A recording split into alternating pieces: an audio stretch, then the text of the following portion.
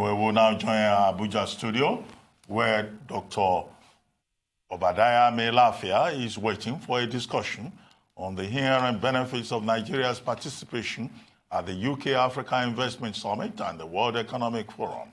Our guest, as you may know already, is Dr. Obadiah Mailafia. He's a development economist, a former deputy governor of the Central Bank of Nigeria, and a former presidential candidate in the 2019 general elections in Nigeria. Dr. Mailafia, good morning and welcome to the Morning Show. Good morning, sir. Morning. Thank you for joining us.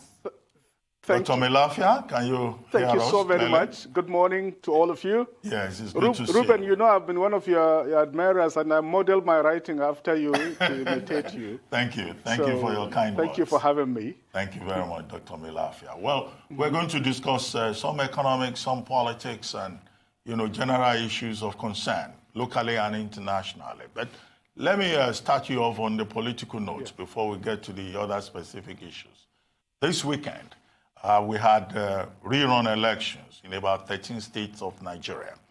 And in the course of the 2019 general elections, in which you were presidential candidate on the platform of the ADC, and you came fourth nationally, quite an impressive performance, considering all the challenges you faced. Now, you expressed concern about the performance of INEC.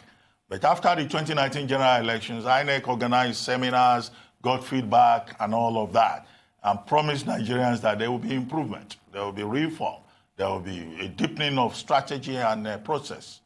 Now, given what happened 2 days ago on Saturday in the rerun elections, do you see any indication that INEC has tried to scale up its game, or that INEC has learned any lesson, or that we're beginning to move a bit towards the deepening of the electoral process that President Buhari has promised at least twice since the 2019 elections?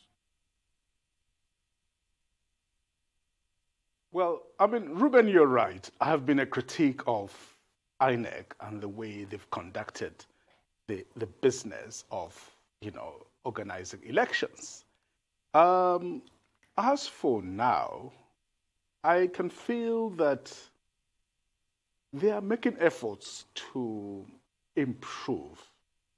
But much as they may have changed their intentions, I'm worried that the problems inherent in INEC have to do with the legal framework. And so we need to reform how the electoral umpire works. And we need to, change a lot of things. So, yes, they've shown, and some of them have talked to me personally, they are very concerned that they are losing the trust of people, and they want to improve. But I think that the issues right now are bigger than INEC. They have to do with the whole reform of the electoral process in this country. Really, this is my take on this. Thank you, sir. I want to move on to the UK-Africa 2020 summit and other such economic summits all over the world. What in practical terms, from your vantage view, has Nigeria gained from these summits? Because some critics will say it's just mere junketing all over the place with no concrete returns for Nigeria. Would you agree with that assessment? No, I don't think so at all. Major General Muhammadu Buhari was at that conference. He spoke well. Why do you say Major General? His minders wrote a good speech for him. Why do you say Major General Muhammadu Buhari and not President Muhammadu Buhari? Was that intentional? I'm a columnist for Punch, and if I don't use the correct terms in our publishing house, my editor will discipline me. It is the house line, and I follow what I'm told as far as the editorial policy is concerned. He spoke well. Major General Buhari spoke very well at this conference, and he met with Prince Charles. He met with Prime Minister Boris Johnson. And so I don't think it was mere junketing. The British themselves are very anxious with the imminence of Brexit, to develop better trade and business relations with Nigeria, with the whole of emerging Africa. So it was not at all a junketing affair. It was very serious business. If you consider the fact that the top 5 most important secretaries of state for Britain were there, Treasury, Foreign Secretary, the Development Secretary, the Trade Secretary, and the rest of them. They were all there. They featured very prominently. You can't get the whole British cabinet, senior cabinet, to turn up at an event and it would not be serious business. It wasn't a serious business. On the spot, you had almost $3 billion announced as commitment to facilitate trade, and top captains of industry were there, from Diageo to Vodafone and BP and the lot were there. So it was very serious business. And we should expect a lot of outcomes from that. Well, of course, at the end of the day, it will also involve, taking the agenda forward by negotiating bilateral and regional, deals, following upon, the summit. So I think it was the first of its kind and very welcome at this point in time.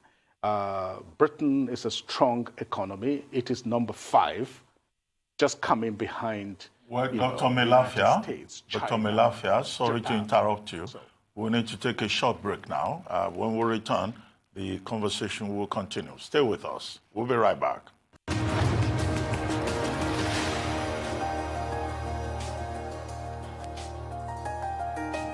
Welcome back to the morning show here on Arise News. We still have Dr. Obadiah Mailafia with us in our Abuja studios, looking into the World Economic Forum. We're also looking at the UK-Africa Summit and a number of issues around that. He's a development economist and also the former Deputy Governor of the Central Bank of Nigeria. Thank you for staying with us on the program, Dr. Mailafia. Before we went on a break, you were speaking with regards to the UK-Africa Summit and your thoughts on that, which you can conclude. And then I'd like to also get your take on something with regards to the World Economic Forum. Now, at the World Economic Forum this year, Nigeria was highlighted, of course, as the #1 country with people living in absolute poverty. 90 million citizens, to be exact, is the figure that was given. Now, there were also solutions that were provided by the World Economic Forum with regards to this, or overcoming this, and they're as follows. Firstly, educating, or rather investing in girl-child education, investing in health and well-being, and lastly, expanding economic opportunities. I recall in 2004, the UNDP had also done a report on India that showed that if they enrolled 1% more girls into school, their GDP would rise by $5.5 billion. So that's the kind of thing that we're looking at here. How well do you think the federal government is faring in this regard? And what role does the private sector also have to play in ensuring that Nigeria is looking towards these solutions and also enacting them?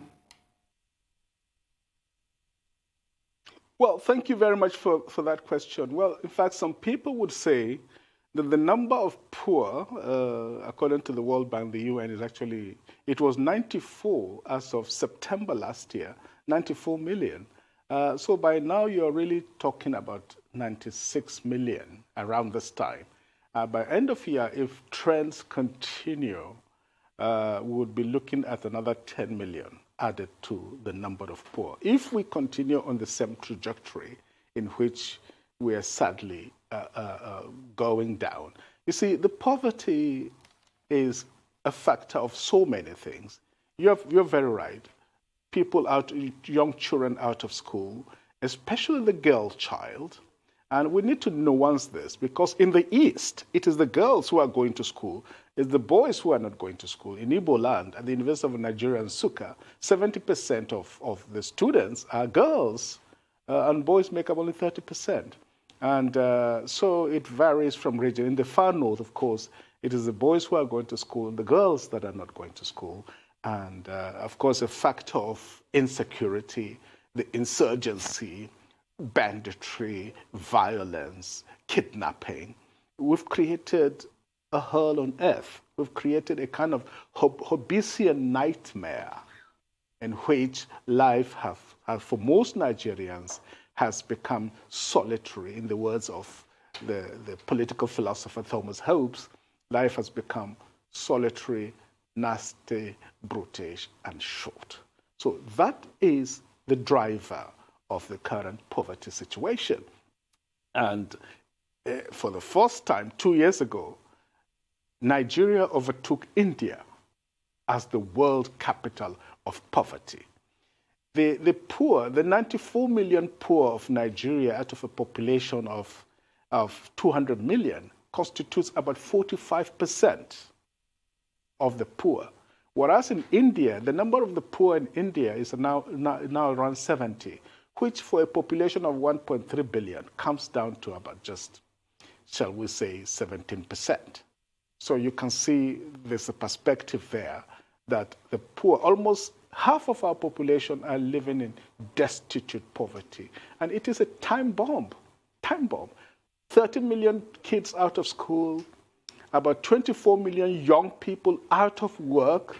And if you add the number of underemployed, and by underemployed I mean like a young kid who reads mechanical engineering is riding an Okada. Obviously, he's got a job, but that's not what he was trained for. So with the underemployed, we're talking about almost 40 million young people not doing decent jobs. So it's a time bomb. And for the life of me, I don't know why our leaders and our elites do not see this as a major, major social and political crisis that we have in our hands. And if we continue on this trajectory of a government that doesn't seem to care, we allow insecurity and banditry and violence and killings. On Christmas Day, people were beheaded. 11 people were beheaded. I don't want to go into the religious dimensions of this, So, and the government, we don't do anything.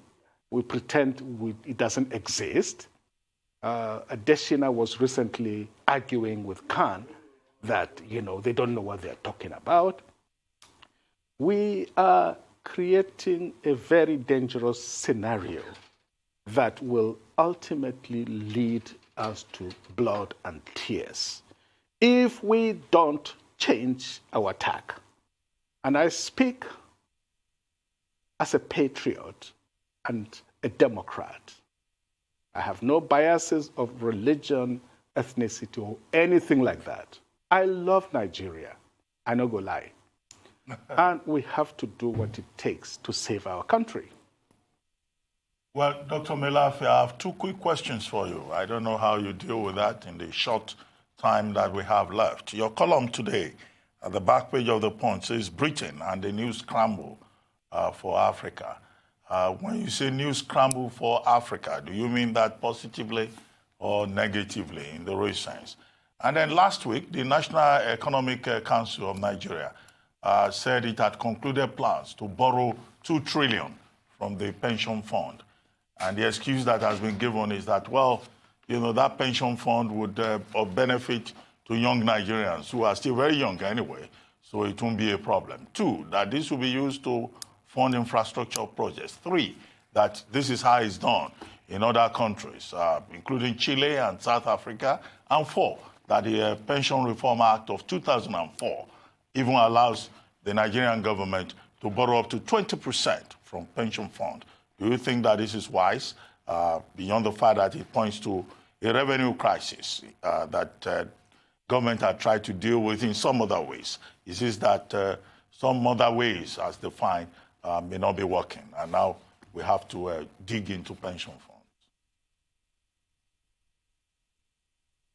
I'm very worried about that because we seem to be behaving like Unoka in Chinua Achebe's Things Fall Apart. Unoka was this never-do-well who will borrow. He will borrow to buy palm wine to hold a party for his friends, and he wouldn't care about when to pay back and how to pay back. So we are behaving like Unoka in this respect. My worry is that we need to be very specific about what kind of infrastructure projects. There must be infrastructure projects that are guaranteed to pay back. There's got to be a return on investment positively enough to pay back capital and interest. If we cannot guarantee that, we should not even try it, because this is people's money.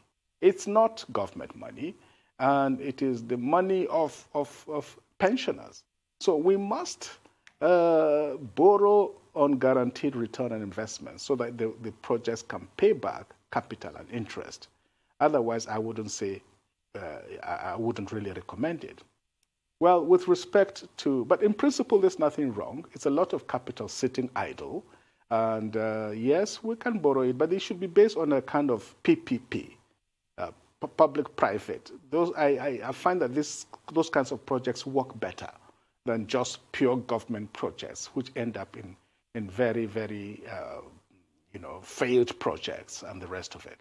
With regard to the Scramble for Africa, I meant it in a more humorous term. Otherwise, how do you sell a newspaper?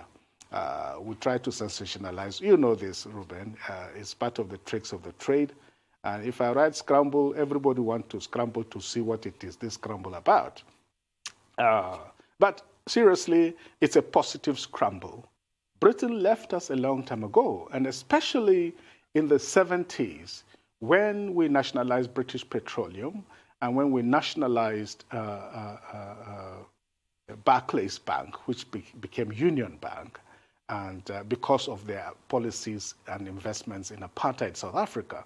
Since that time, the British basically left Nigeria, but now they are coming back. We have a long history of relationships, and we have many historical as well as cultural ties with the United Kingdom.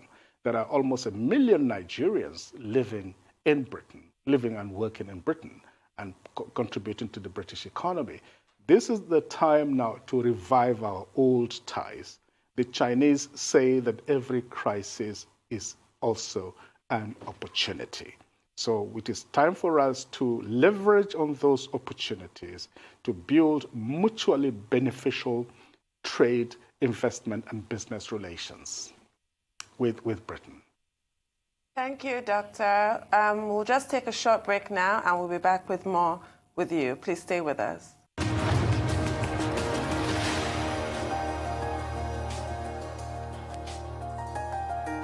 Welcome back to the morning show here on Arise News. We're still with Dr. Obadiah Mailafia. So let's talk now about the recent downward review of most banking services, fees and charges by CBN.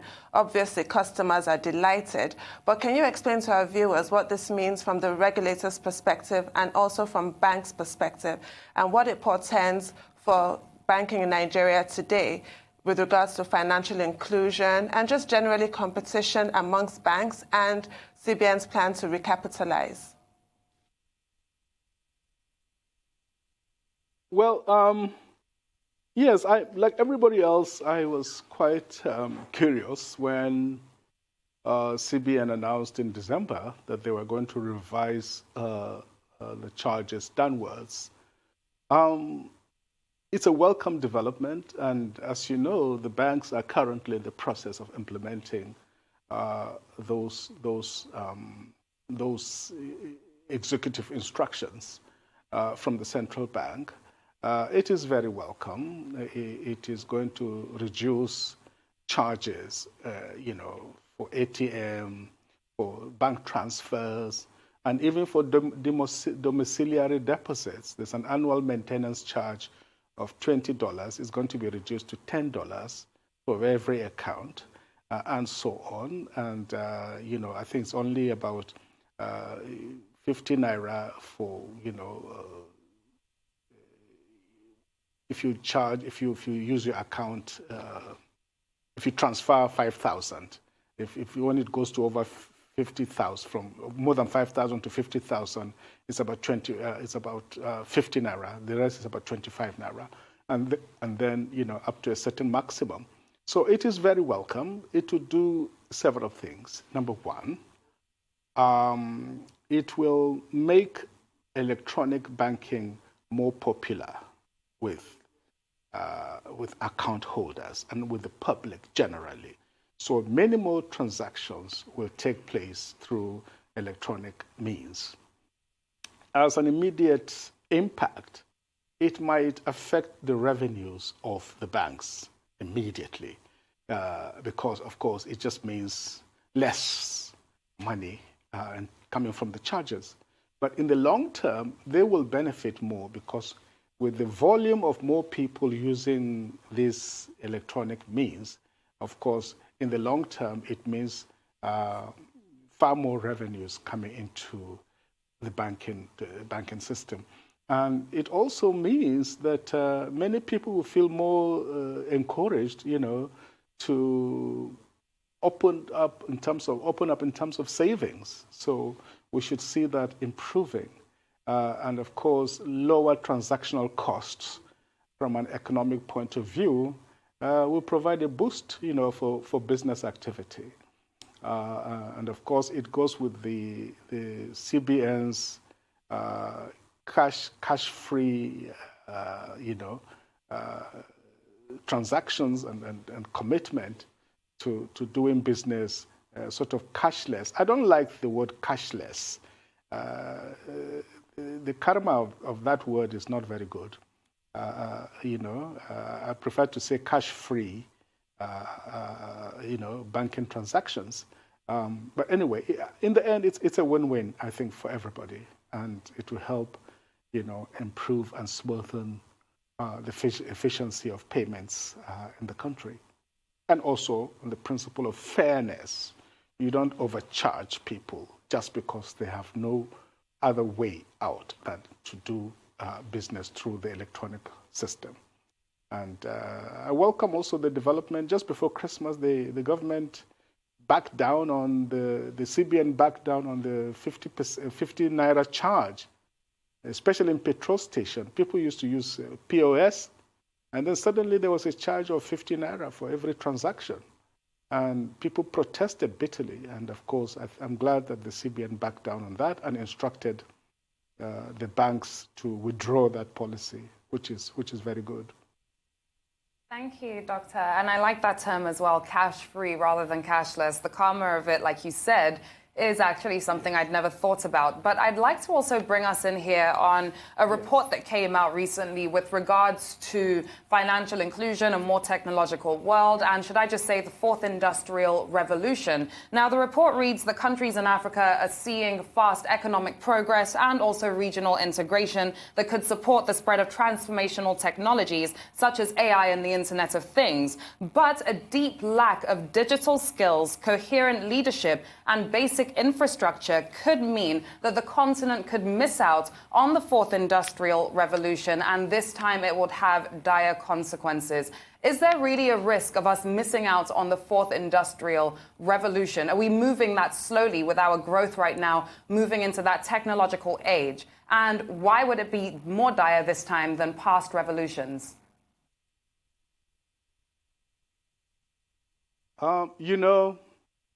Being a latecomer ordinarily is a disadvantage.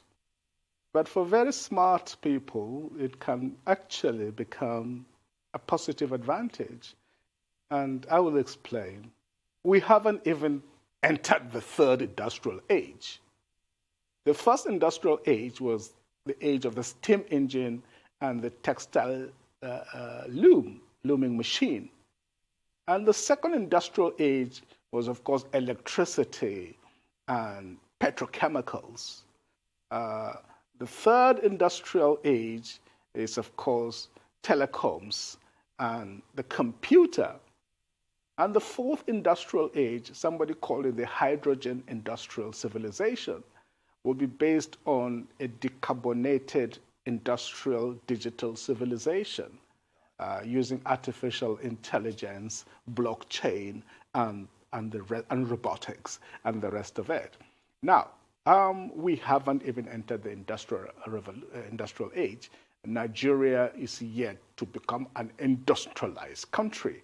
And here are we confronted with the global competitive pressures of the fourth industrial age. Now, what do? for small countries like Rwanda, and they provide fantastic lessons for us, that here is a small country that went through a tragic series of events culminating in the death of almost 1 million people in less than a month through genocide. They've put their home in order. They've created a stable country with a leader, Paul Kagame, that is visionary, that is focused, and that is also no-nonsense. And his ambition is to make Rwanda the IT hub of East Africa. And they're working on it very assiduously. Already, they're using drone technology to access remote villages to deliver medication, much needed medication, to expectant mothers, to people living with chronic illnesses, and to deal with medical emergencies and the rest of it. So Rwanda can teach us a lot of lessons. Now, Africa need not lose out on the fourth industrial civilization, fourth industrial revolution, if we can get our act together, if we are smart enough, if we can develop the skills and the intellectual capital of our people, if we create stable, civilized countries based on the rule of law and on democracy and respect for human dignity, and especially the dignity of women. In Rwanda, the president of the National Assembly is always a woman, has been. Women make up at least 50%, some would say 55%, of the whole parliamentary body. Nigeria is far, far behind. It is said that you judge the stature of a civilization by the way it treats its women. But So Dr. Mailafia, we need not miss out if we can get our house in order. Dr. Mailafia, you're on record as having said that the North has no plans to relinquish power at the center in 2023. Did you say that out of personal interest? Maybe perhaps you intend to run again for president in 2023.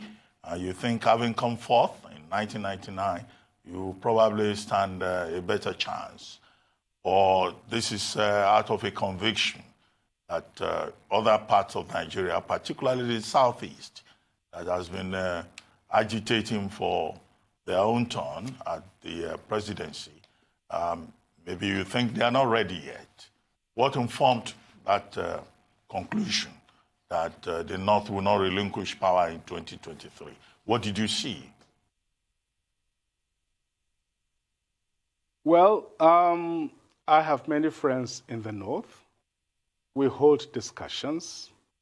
I understand the anatomy of power in the North. I understand the mindset of Northern leaders. I've tried to read their body language, what they are saying and what they are not saying.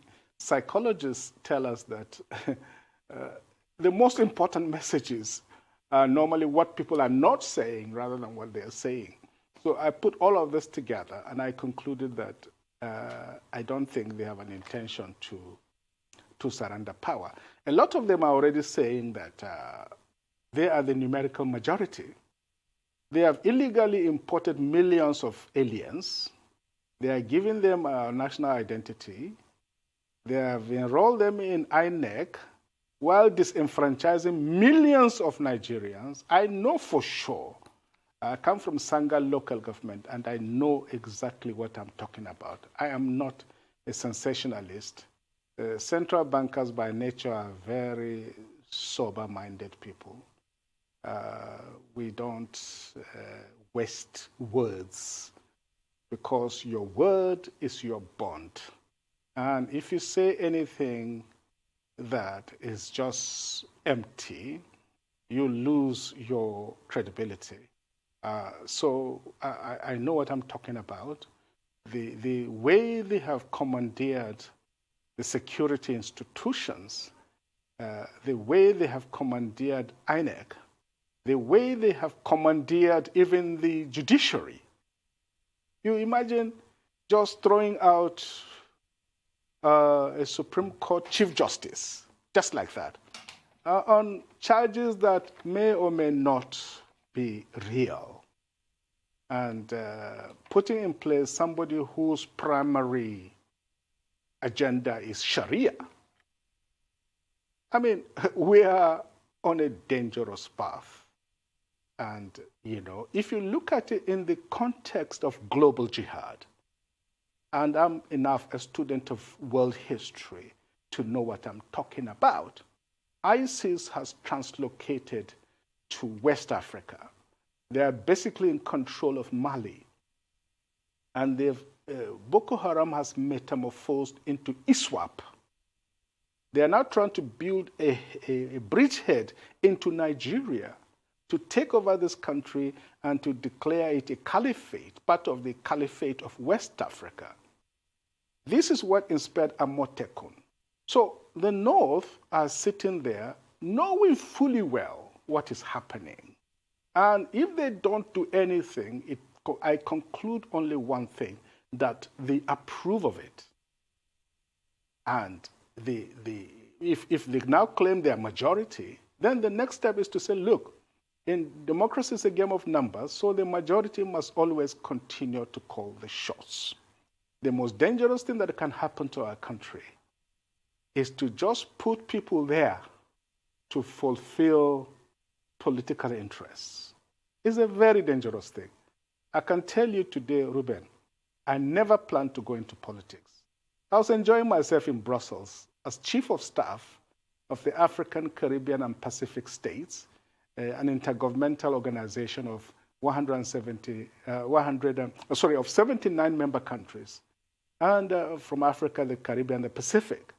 I came home on holiday about 2.5 years ago to find, 3 years ago, to find that my cousin had just been slaughtered with her 2 children by herdsmen, militia, bandits.